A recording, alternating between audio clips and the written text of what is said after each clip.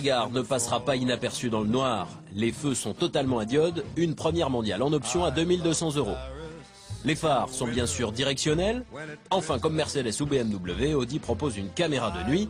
Regardez cet écran entre les compteurs, il vous prévient si un piéton marche au bord de la route. Invisible la nuit, le piéton devient évident, encadré sur votre écran.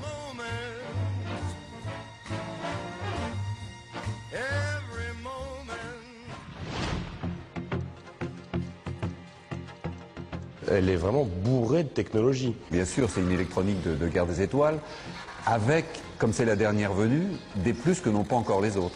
Radar, Internet, suspension variable, tout ça les autres marques le proposent déjà. Mais seule la nouvelle A8 possède un GPS qui sait lire. Si je veux rentrer une adresse, il me suffit de l'écrire. Oui, de l'écrire. Regardez, je veux aller par exemple à Paris, eh bien je l'écris.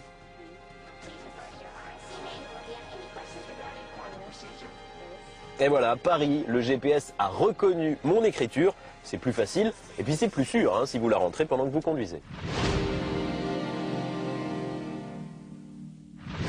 Longue de 5,14 m, la 8 est la plus grande des limousines, plus grande qu'une Mercedes classe S, plus grande qu'une BMW série 7. Résultat, dans nos petites rues européennes, ça bip. La 8 est la plus longue et pourtant c'est la plus légère du segment. Alors comment fait-elle ? La grosse différence de cette voiture par rapport à ses concurrentes, c'est l'alu. La carrosserie est entièrement en alu, mais le dessous aussi. Regardez, on l'a découpé là.